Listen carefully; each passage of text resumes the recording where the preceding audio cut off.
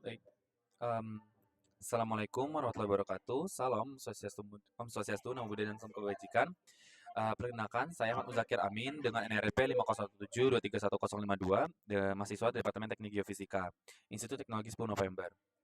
Pada video kali ini, saya akan mempresentasikan langkah-langkah komprehensif dalam pemrosesan sinyal geofisika, secara spesifik membahas implementasi denoising dan pada data anomali self potensial atau SP menggunakan bahasa pemrograman Python.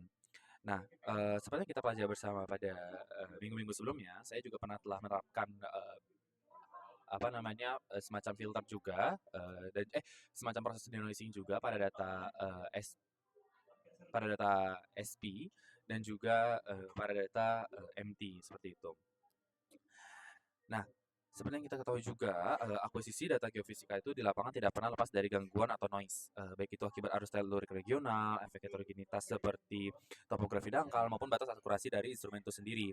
Oleh karena itu, pada kesempatan ini saya akan membedah baris demi baris kode simulasi yang melakukan metode Empirical Decomposition atau EMD yang merupakan fondasi dari analisis Hilbert-Wong transform atau HHT. Yang dimana ini fungsinya itu untuk memisahkan sinyal anomali murni dari noise-noise tersebut. Nah, tidak hanya itu, nanti saya juga akan menjelaskan bagaimana kita bisa mengevaluasi keberhasilan ekstraksi sinyal ini secara kuantitatif menggunakan parameter signal to noise ratio dan root mean square error atau RMSI, serta mengaitkan setiap langkah algoritmanya dengan konsep dasar pada di geofisika dan juga metode potensial. Oke, tanpa berlama-lama lagi, mari kita langsung masuk ke pembahasan blok kode yang pertama.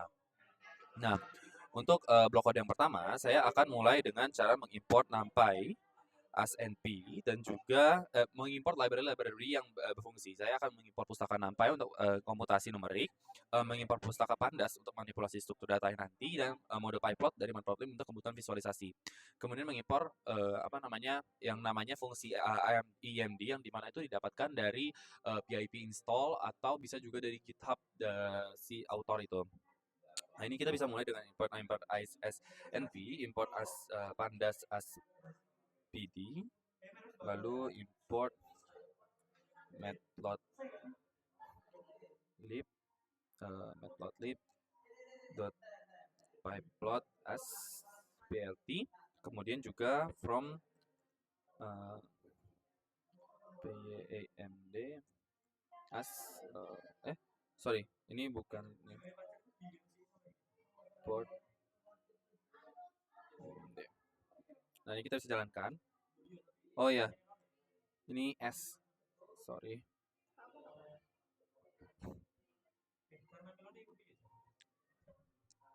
Nah, selagi menunggu, kita bisa membuat kode blok berikutnya.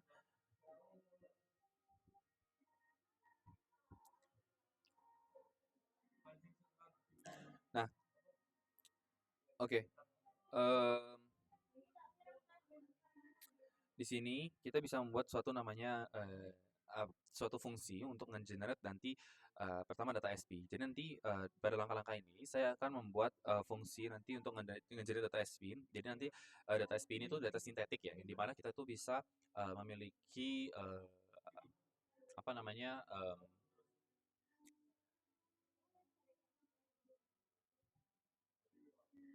data sintetis agar kita nanti bisa nge-quantify signal to noise ratio-nya lebih mudah gitu.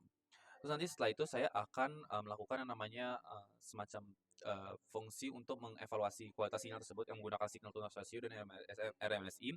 Lalu saya akan apa namanya menambahkan semacam noise. Nanti noise-nya itu dalam suatu fungsi saya definisikan dalam suatu fungsi juga. Dan kemudian saya akan membuat suatu apa namanya konfigurasi jika ini terjadi pada suatu lapangan gitu.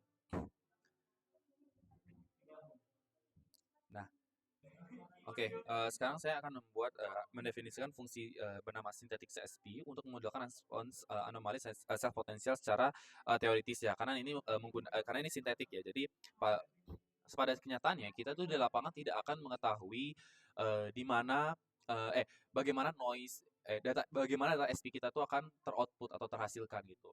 Nah, namun di sini saya akan membuat data sintetis yang dimana itu data sintetis itu akan saya jadikan sebagai ground truth yang nanti itu bisa menjadi signal asli, dan nanti saya akan tambahkan semacam derau atau noise untuk apa namanya, mmm, kita bisa menerapkan yang namanya signal to noise ratio. Karena kalau misal pada, kondisi nyata aslinya, kita tidak bisa menghitung signal to noise ratio secara, eee, yang akan saya terapkan di sini karena, pada kenyataannya itu kita hanya tahu data observasinya gitu. Kita tidak tahu data, apa namanya, data asli maaf, sinyal asli dari data observasi itu kita tidak bisa memisahkan yang namanya, eee, sinyal asli dan noise-nya gitu. Jadi di sini saya membuat suatu, apa namanya, bentukan sinyal SP sintetik gitu, agar setidaknya tuh bisa merekayasa atau, mensimulasikan bagaimana, kita tuh mengetahui, ground truth dan noise-nya itu sendiri.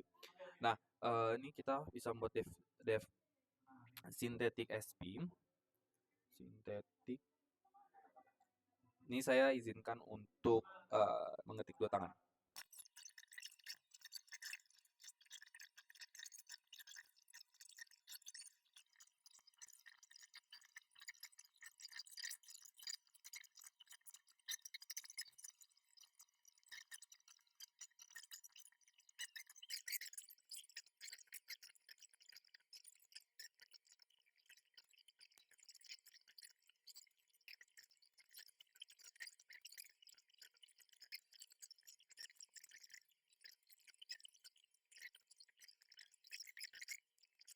Oke, baik. Di sini, saya barusan saja, membuat suatu namanya fungsi, untuk ganjil data SP.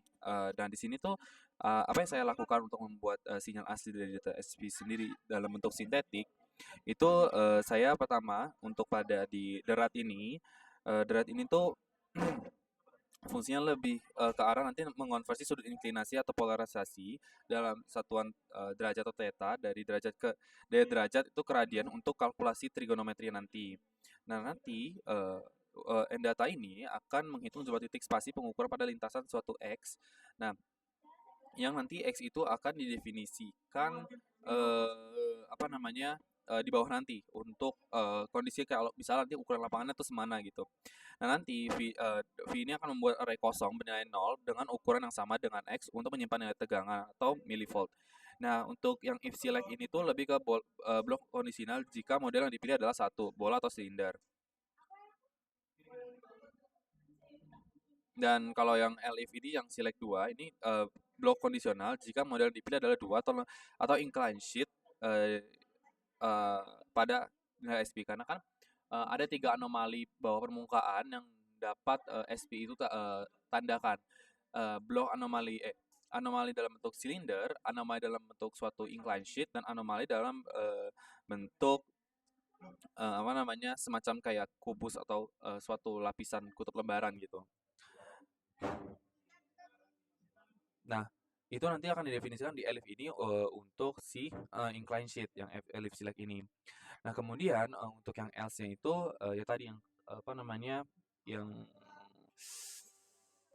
yang kutub lembaran itu. Nah, kemudian, nanti yang return V ini tuh akan mengembalikan array itu yang bersihkan data tegangan SP yang teoritis, yang ground truth, seperti itu. Nah, ini kita bisa jalankan aja. Nanti ketika ini sudah jalan, kita tuh, apa namanya, ngebuat fungsi untuk kuantifikasi, eee, nilai, eee, noise dan, yang signal to noise ratio dan juga RMSE. Izinkan saya untuk menulisnya.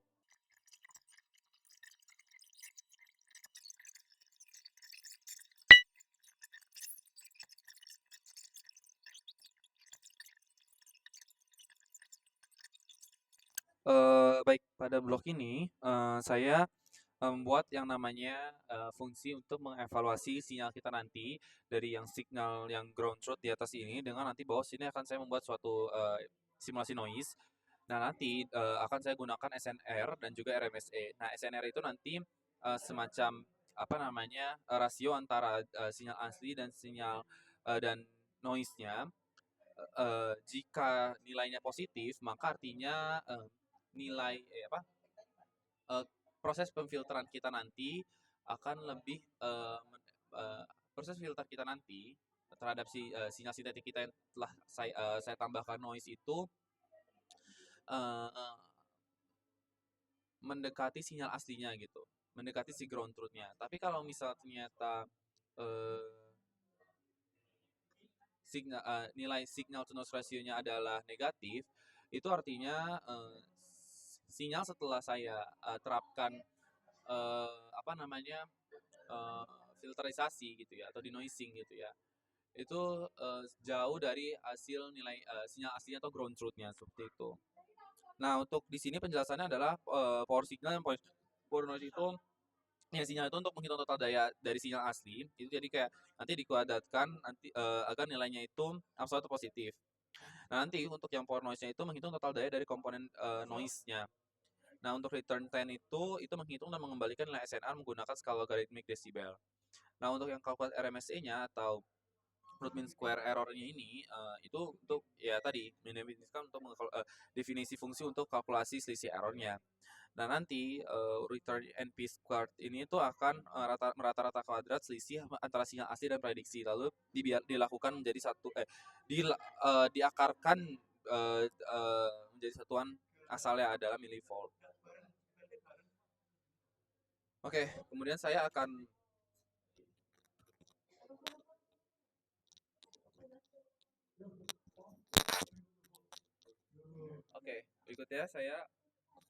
berikutnya saya akan membuat apa namanya suatu simulasi noise terhadap sinyal saya.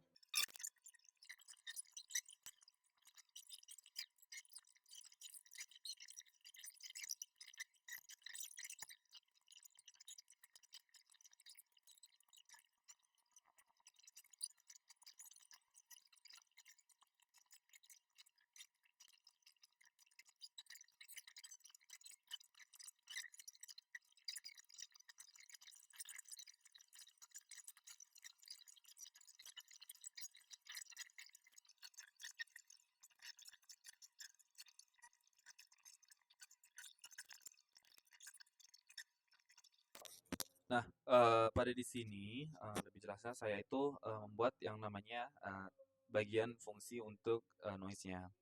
Nah, kalau misalnya dari awal sampai akhir di bagian yang signal AMP ini tuh nanti tuh di sini pertama-tama saya mencari selisih amplitudo maksimum dan minimum dari sinyal murni atau ground truth-nya sebagai rentang peak to peak-nya. Nah, terus nanti setelah apa namanya di noise AMP-nya ini itu tuh saya menentukan batas amplitude noise yang diizinkan berdasarkan persentase input si pengguna.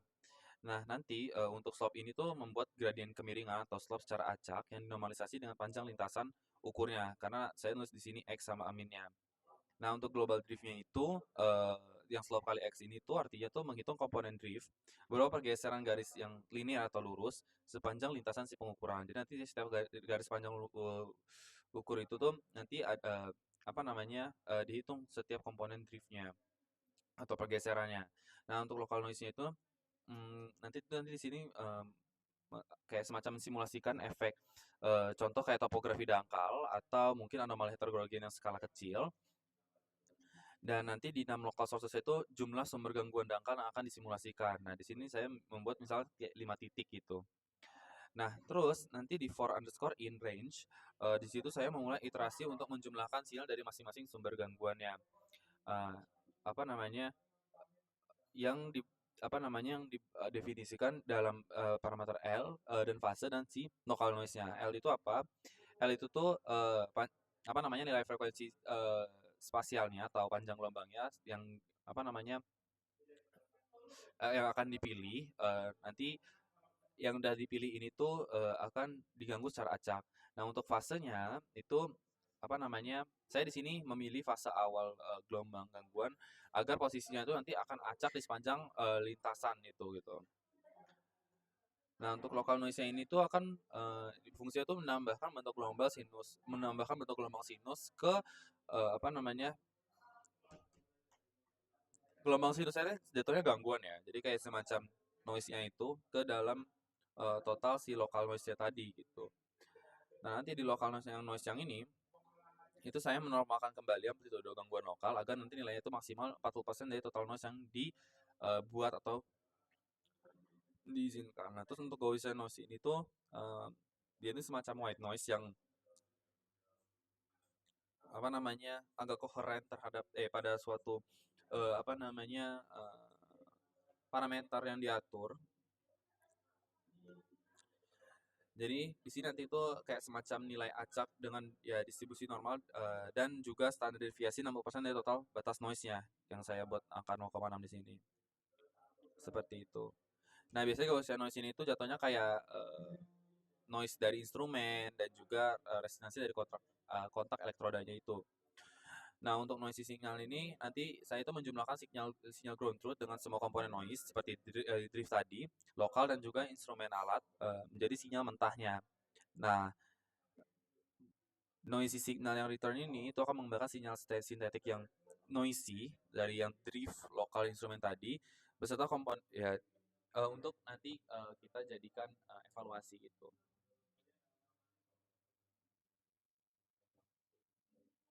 Nah, selanjutnya di sini saya akan membuat suatu plot. Nanti saya akan mendefinisikan X itu batas lintasan akuisisinya. Itu nanti saya akan buat KC itu apa parameter model seperti mungkin ada silinder vertikal kah di situ atau mungkin apa namanya incline sheet seperti itu. Nah, cuman di sini saya akan membuat contoh yaitu dalam silinder vertikal yang dimana nanti saya akan mendefinisikan amplitudo kuat dari si silinder vertikal ini, sudut dari si silinder vertikal ini dan juga kedalaman dan pusatnya si silinder vertikal ini. Nah, nanti saya akan membuat parameter VV yang dimana itu membuat suatu respons matematis anomali untuk sinyal ground truth kita uh, kira-kira bentuk model bentuk V apa namanya menggunakan definisi fungsi sintetik SP tadi. Nah, nanti saya akan membuat semacam noise-nya, lalu memasukkan si noise-nya lagi, nanti masuk ke plotnya seperti itu. Kira-kira seperti itu.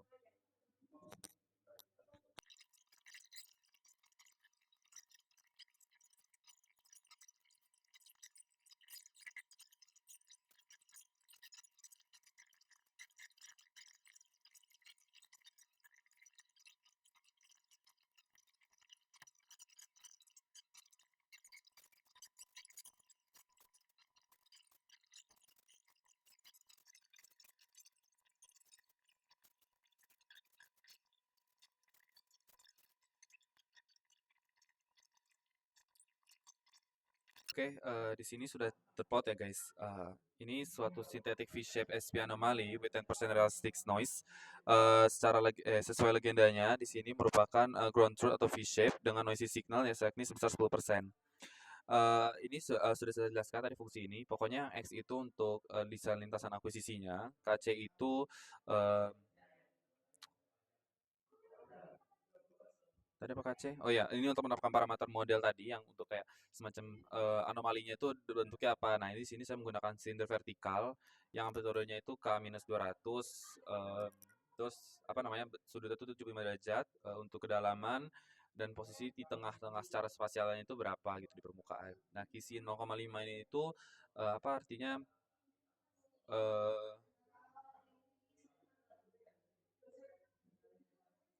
kira-kira kuat pengaruh untuk si model silinder vertikal ini gitu. Nah, untuk noise levelnya itu saya buat di angka 10% dari kekuatan yang sinyal si aslinya itu.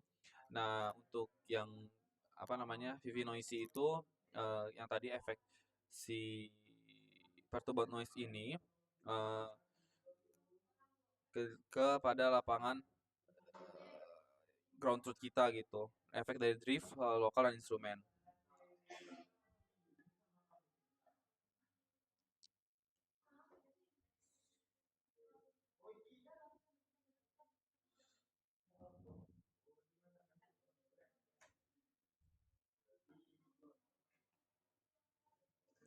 Nah, seperti itu. Kemudian eh, apa namanya? Pada sinyal di sini kan terlihatnya itu dia masih banyak draw dan juga eh, perlu di apa namanya? Perlu di kita harus membuat yang si biru ini atau si sinyal asli kita yang pada lapangan kenyataannya itu harus seperti si garis merah yang di sini gitu. Nah, atau si ground truth yang V-shape itu. Nah, bagaimana cara bisa bisa membuat seperti itu gitu? Kita bisa melakukan yang tadi apa namanya PYEMD atau IMD yang tadi saya sudah sempat bilang. Nah, IMD itu nanti, IMD itu seperti apa? Dia itu akan membuat semacam kayak, beberapa intrinsic mode functions yang dimana dan dimana setiap iterasi IMF berikutnya, IMF berikutnya, IMF pertama, kedua, ketiga, dan keempat, dan kelima, dan seterusnya, dan setelahnya, itu akan menghasilkan residu dari, apa namanya, sinyal IMF sebelumnya. Nah, IMF setelahnya itu, apa namanya, residu dari IMF sebelumnya, dan terus-menerus sampai dia itu merupakan suatu tren jangka panjang yang, sudah tidak memiliki zero crossing lagi, seperti itu. Oke, ini saya langsung buat, function-nya aja sekaligus sama, eee, penerapan SNR-nya, RMSEI-nya, dan juga plotnya.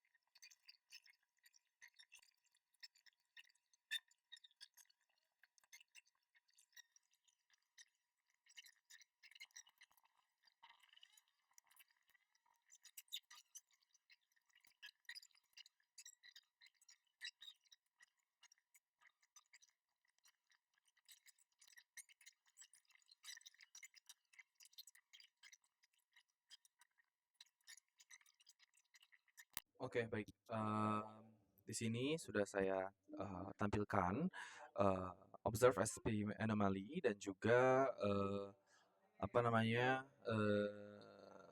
hasil IMF 1, IMF 2, IMF 1, IMF 2, IMF 3, IMF 4, 5, 6, 7, dan sisanya yang ini adalah, merupakan tren jangka panjangnya atau, residual terakhirnya, yang dimana tidak ada, tanda-tanda melewati zero crossing.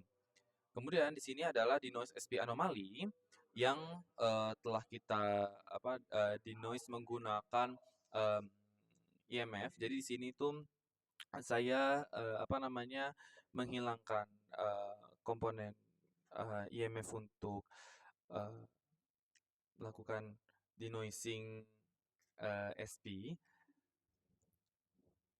Sebentar,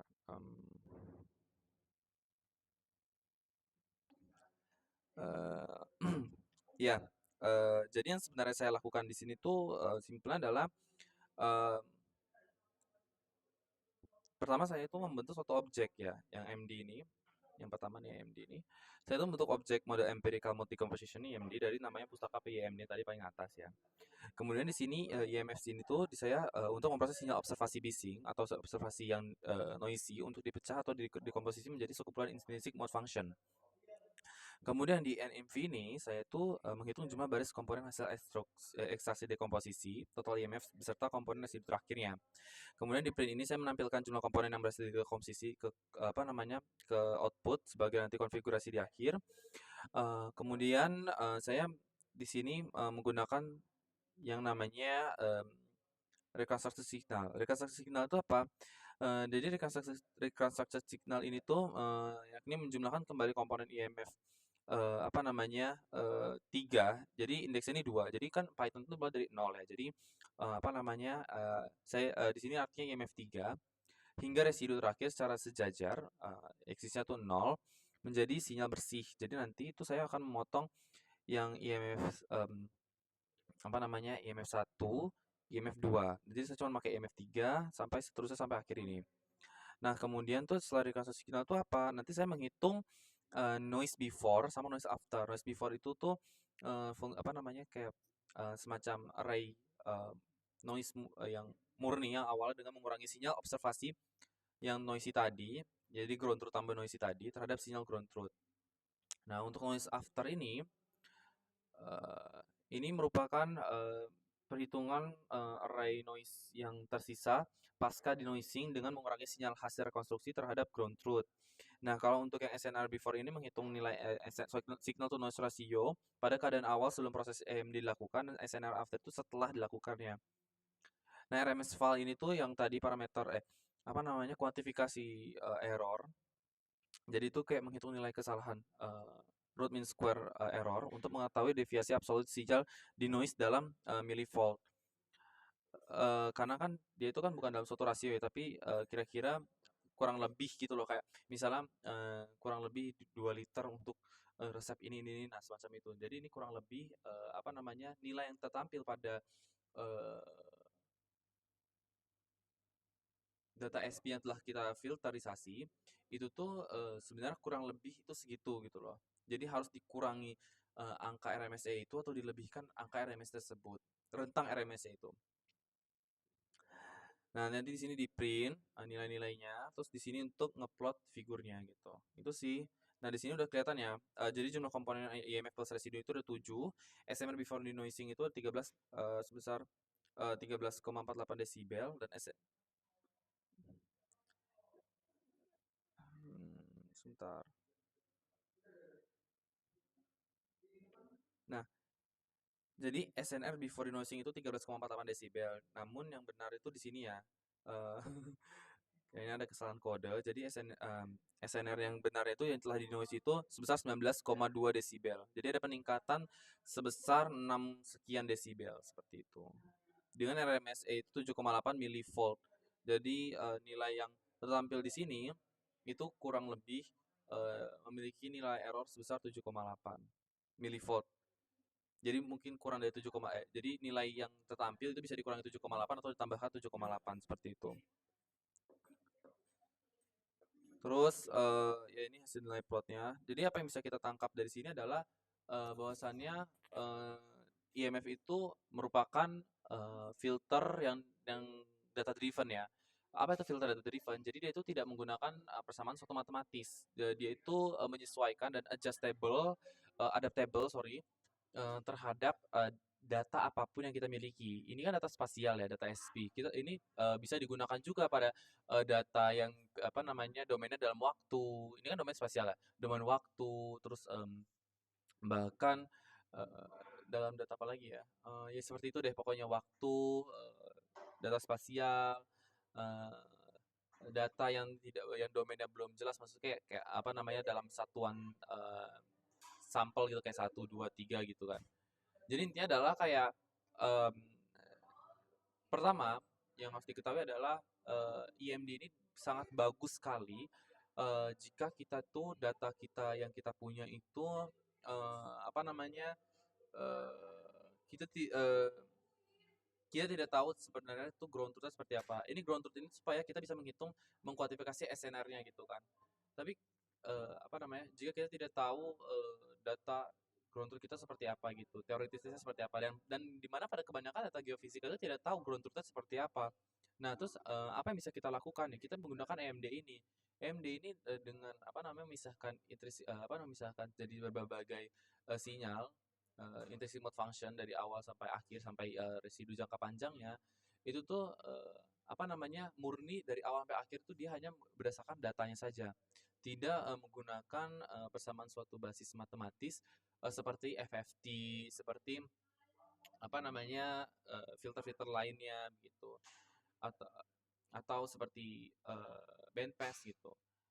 Jadi apa namanya, IMD ini itu mengikuti apa namanya, satuan domainnya. Jadi domain ini kan dalam spasial ya, dan juga kuat si apa namanya, kuat dari titik-titik spasial itu direpresentasikan dalam millivolt. Nah, nanti si apa namanya EMD ini tuh akan memisahkan si eh, observed SP anomaly itu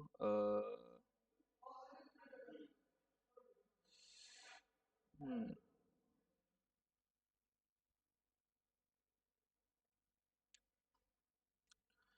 akan memisahkan siapa namanya observe CSP anomali itu tuh menjadi yang memiliki spike paling tinggi sampai ke apa namanya tidak ada spike sama sekali gitu. Kenapa bisa seperti ini? Karena IMF apa IMD itu dengan memisahkan komponen-komponen apa namanya yang spike tinggi sampai spike rendah itu dari membaca setiap envelope yang muncul di uh, data aslinya seperti itu. Jadi nanti kan pasti kan envelope itu apa namanya kayak puncak-puncak ya dari eh, after zero crossing gitu. Dan jadi nanti setelah setiap puncak-puncak itu dihitung, itu kan pasti banyak awalnya banyak kan. Terus nanti dari sini tuh nanti dihitung lagi setiap puncak-puncak dari setelah zero crossing. Nanti zero crossing itu nilai tengah nol itu ya. Nilai tengah nol apa namanya MV itu. Nanti ini dihitung puncaknya lagi gitu kan. Terus nanti dirata-ratakan, di puncak dirata-ratakan, di puncak rata-ratakan, puncak rata-ratakan sampai nggak ada puncaknya sama sekali lagi. Ini dirata-ratakan kan 2 bagi 2 1 gitu kan. Terus jadi satu sampai nggak ada bisa zero crossing lagi. Seperti itu sih. Jadi kayak apa IMF 1 itu masih tinggi karena masih ada banyak puncak-puncak apa namanya setelah zero crossing, terus dirata-ratakan, terus nanti IMF 2 dijumlahin lagi, terus rata-ratakan lagi dan lagi gitu. Jadi data driven murni semuanya itu apa namanya berdasarkan si SP anomali yang terobserve seperti itu. Ya, sekian seperti itu untuk penerapan EMD dan juga penerapan kuantifikasi nilai signal to noise ratio dan juga apa RMSE-nya. Di sini dapat dibuktikan kalau misalnya EMD ini sangat cermat dan sangat bagus untuk apa namanya meningkatkan kualitas data ya terhadap data yang setidaknya itu memiliki nilai noise yang sangat tinggi seperti itu. Terima kasih untuk penjelasan saya untuk tugas 1 ini.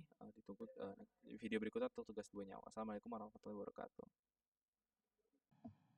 Oke, Assalamualaikum warahmatullahi wabarakatuh. Salam Om Swastiastu, Namo Buddhaya, Salam Kebajikan. Pada kali ini saya akan melanjutkan tugas sebelumnya, yaitu tugas bagian 1 mengenai pengolahan data self potensial sintetik apabila untuk suatu studi kasus yakni adanya incline sheet di bawah subsurface dan responsnya data SP itu seperti dan responnya self potensial itu seperti apa, dan juga pengolahan menggunakan metode EMD. Nah, untuk tugas kali ini bagian 2-nya yakni sama juga dinasi sinyal anomali self potential atau SPI pada gunung api menggunakan metode empirical mode decomposition di singkat EMD. Nanti secara umum alurnya juga sama, mirip pada sekitar 4 tahap. Jadi nanti pertama membangun model forward sinyal SP yang identik berdasarkan geometri sumbernya seperti incline sheet, silinder dan sebagainya. Nanti ini akan disebut ground truth-nya. Kedua, menambahkan noise realistis ke sinyal tersebut. Jadi supaya ini bisa seolah-olah meniru kondisi data lapangan yang sebenarnya. Ketiga, melakukan dekomposisi sinyal noisy-nya itu menggunakan EMD menjadi beberapa komponen intrinsic mode function atau IMF. Dan keempat, dekomposisi sinyal bersih dari sebagian komponen IMF tersebut lalu mengevaluasi seberapa baik hasil menggunakan root mean square error atau RMSE juga dan juga signal to noise ratio terhadap ground truth. Langsung saja dimulai. Jadi yang pertama,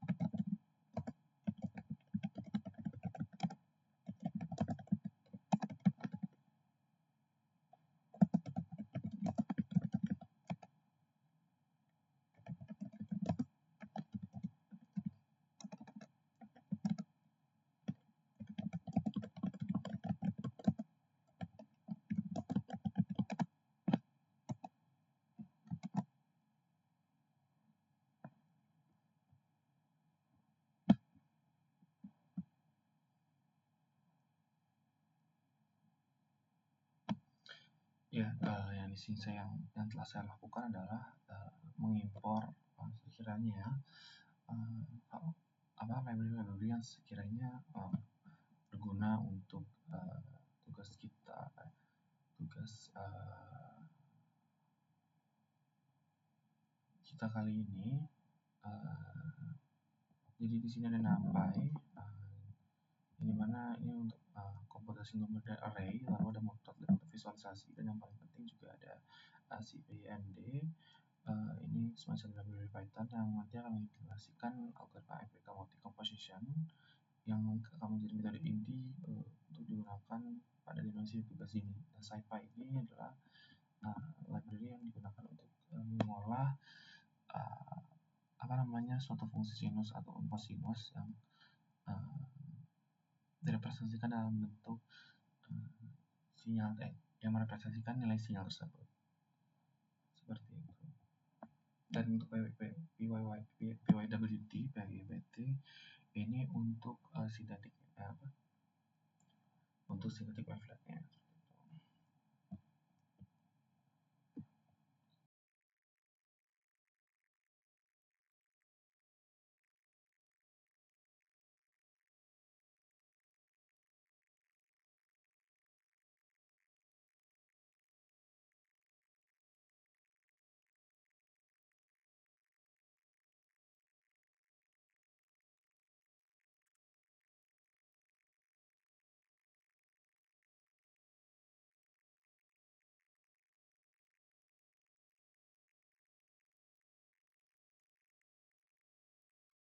Apa yang telah saya lakukan di sini sebenarnya gampangnya adalah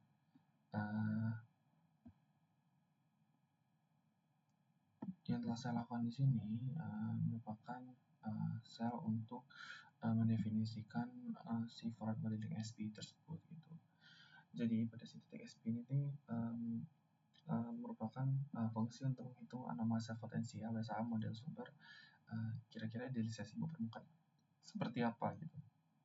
Nah, secara fisis anomali SP itu kan yang digunakan muncul dari mekanisme elektrokinetik, yaitu aliran fluida hidrotermal bergerak melalui pemikiran pori dan menghasilkan pada sial listrik yang terukur di permukaan. Nah, fenomenanya itu disebut streaming potential. Nah, parameter inputnya itu ada K, lalu juga ada D, Z, theta, Q, dan ada Z dan Z juga. Untuk K yaitu itu merupakan parameter polarisasi atau amplitude milivolt, yang berkaitan dengan kecepatan sumber arus listrik bawah permukaan. D itu adalah posisi horizontal sumber, dan Z adalah gerakan sumber dalam meter, theta merupakan ketinggian dalam derajat, dan Q adalah faktor geometri. Dan Z menentukan jenis bodi yang dimodelkan. Seperti itu.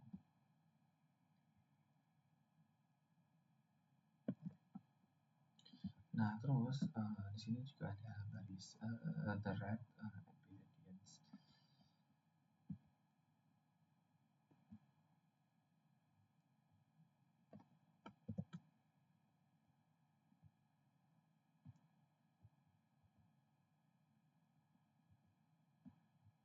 Ya, the red yang impedance theta itu merupakan baris untuk mengubah sudut dan derajat keradian, karena nanti fungsi trigonometri di NumPy itu bekerja dalam radian. Nah, if select equals 1 itu kalau select sama dengan 1 itu berarti dia itu fungsi menghitung model untuk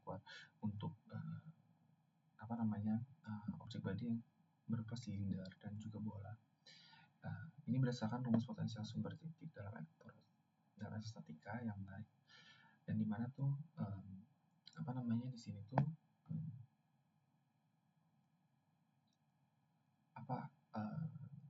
terikat dengan parameter Q-nya. Nah, apa itu parameter Q-nya? Kan di sini kan ditulis A sama dengan ada K, D, Z, theta, dan Q. Ini kan faktor geometrinya. Nah, untuk parameter Q di select 1 ini, jika Q sama dengan 1, itu akan menghasilkan silinder horizontal yang mempresentasikan gerakan fluida mendata. Kalau Q sama dengan 0,5 menghasilkan silinder vertikal yang bisa dipakai untuk mempresentasikan upflow, misalnya di channel untuk fluida hidrotermal dari reservoir ke dalam permukaan. Dari reservoir ke permukaan. Nah, untuk Q yang kalau misalnya 1,5 itu kan masukkan bola yang biasanya kan sumber yang lebih terisolasi, misalnya kayak kantong-kantong pada kecil kalau di area gunung berapi seperti itu. Nah, kalau yang hasil kedua itu membuat model yang namanya incline sheet atau bar miring. Ini tuh lebih ke arah representasi dike, rekahan atau crack yang menjadi jalur utama keluarnya fluida hidrogel panas. Nah, theta ini untuk besar kemiringan dari incline sheet tersebut. Nah, L sini itu yang jika ada incline sheet yang tidak memiliki theta atau dua titik ujung gitu.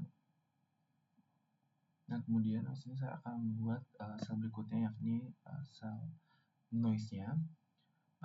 Jadi nanti di sini saya akan menambahkan noise yang cocok sekiranya untuk di lapangan dan seperti apa. Nanti ada noise yang berdasarkan persentase dari amplitude sinyal bersih atau ground truth-nya. Terus nanti kayak ada global drift dan juga local noise. Global drift itu tuh semacam efek dari regional atau recurrent.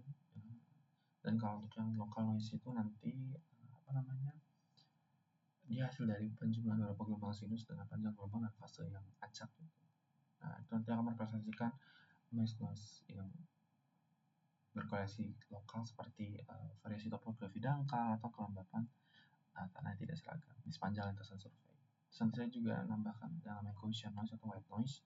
Nanti noise itu acak juga berdistribusi normal dan akan merepresentasikan error instrumen yang digunakan gitu.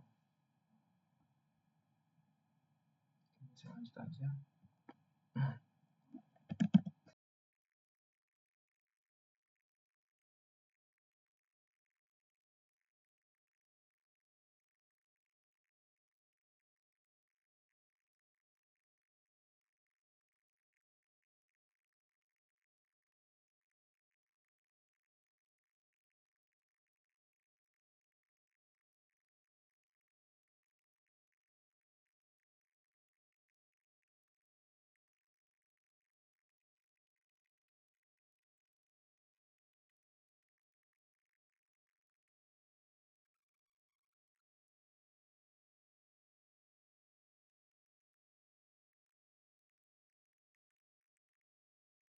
Ya, ini jadi adalah definisi untuk fungsi noise yang tadi saya sempat jelaskan, yakni ada global drift, local noise, dan Gaussian noise. Berikutnya kita langsung masuk ke parameter sel ketiga. Untuk parameter kira-kira anomalinya seperti apa. Saya akan di sini membuat 5 kasus. Nanti akan saya buat pertama kasus yang W shape. Terus nanti saya juga akan membuat kasus jika bentuknya itu cuma ada incline sheet di bawahnya, silinder, dan juga kalau misalnya di bawahnya cuma ada silinder gitu.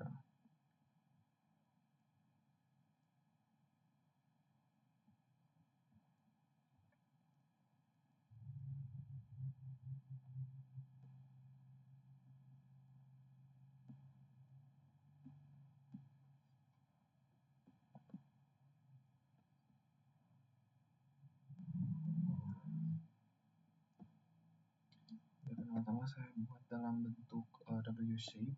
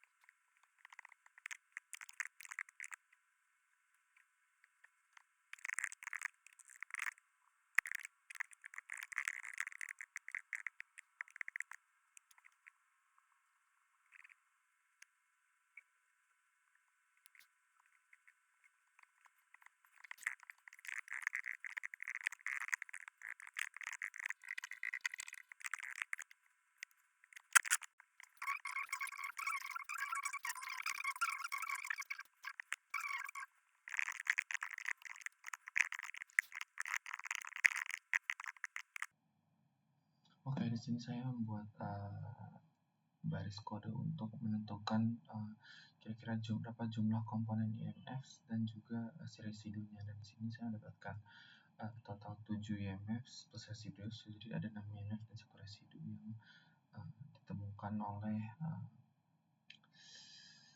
fungsi library PYMD itu sendiri.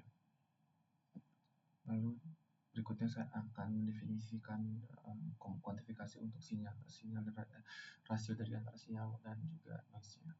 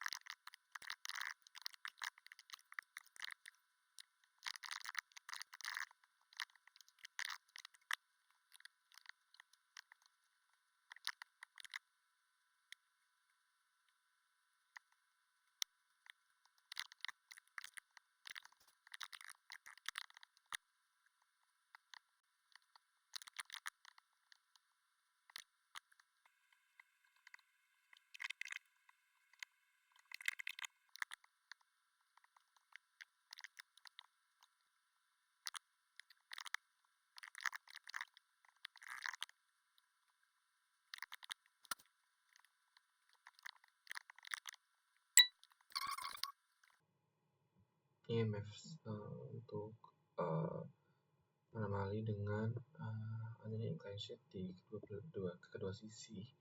Jadi pada di sini tuh sama seperti tugas 1 sebelumnya. Bedanya kalau tugas 1 tuh hanya terdapat pada satu sisi, pada dua sisi. SNR before denoising itu 1,7. Ini yang afternya kayaknya salah. Yang afternya benar di sini. Setelah denoising itu menggunakan EMF ini naik ke 5,5 desibel. Nah, saya merekonstruk 2 dengan persamaan EMF reconstruction itu dikurangi 1. Karena dibuat dari 0, jadi yang diambil itu sekitar 0, yang dihapus itu tuh 0 dan 1 gitu loh. Si 0 dan 1. Jadi EMF 1, EMF 2. Yang dipakai itu pada EMF 3, 4, 5, 6, dan residual. Seperti itu.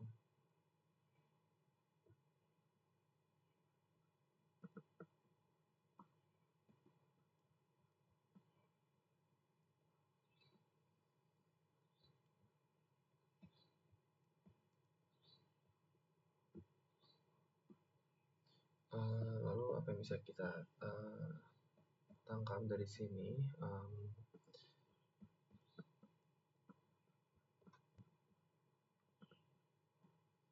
Jadi bisa dilihat ya, kalau misalnya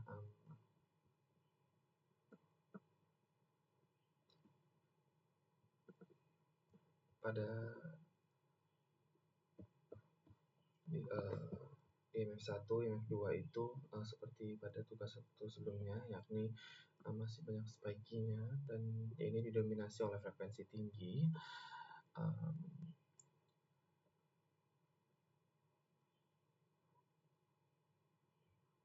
Kalau bisa dilihat ya SNR awal tadi itu 1,7 desibel. Jadi dibandingkan brown truth yang warna hijau putus-putus ini sebenarnya masih termasuk jelek ya sebelum EMF. Tapi setelah di IMF kan, maksudnya setelah di IMD dan di combine semua IMF-nya, akhirnya bisa naik menjadi 5,5 desibel, dan mulai mengarah terbentuk ke huruf W-nya gitu. Dan ya, nah, saya ingin menjelaskan kodingannya. Jadi di sini tuh sebenarnya ini untuk yang plottingnya, untuk ngeplotting reconstructed itu batas mana mau diambil. Jadi kalau ya reconstructed ini 1 berarti yang 0 hingga 1. Kalau reconstructed itu 0 hingga 0 hingga kalau IMF reconstructed 3, IMF reconstructed 3 itu 0 sampai 2. Jadi nanti IMF 1 ini IMF 1 terus 2 dan terus 3 itu nggak diambil. Tapi kalau misalnya IMF reconstructed 2 seperti ini berarti 0 dan 1 itu diambil. Jadi cuma ambil dari sini. Dari IMF 3 sampai berikutnya. Nah, kalau misalnya bisa lihat di IMF 1 ini kan kelihatannya kayak frekuensi paling tinggi ya. Kelihatannya sangat rapat dan juga lebih acak. Nah, ini tuh merepresentasikan noise instrumen Gaussian yang tadi sempat ditambahkan di perturban noise. Nah, kalau IMF 2 ini kan juga sudah mulai terlihat ada pola gelombang yang mungkin sedikit lebih teratur. Nah, itu transisi di antara noise dan sinyalnya, tapi masih lebih utama noise-nya. Nah, kalau yang 3, 4, 5, dan berikutnya ini mulai menunjukkan bentuk osilasi yang lebih halus dan berkaitan dengan struktur sinyal asli, bukan noise acak. Jadi sinyal kita tuh mulai terpresentasikan. Dan yang paling bawah ini adalah residu. Residu itu artinya adalah sinyal yang tidak melewati si zero crossing-nya. Akhirnya itu hanya sisa dari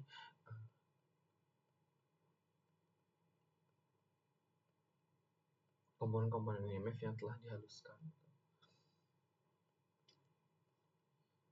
Ya, jadi kayak sesuai dengan teori EMD ya, residu merepresentasikan komponen frekuensi paling rendah atau tren jangka panjang dari sinyal secara fisik berkaitan dengan global drift atau efek regional yang tadi sempat saya bahas di sel si nomor 2 tadi yang perturban noise ini.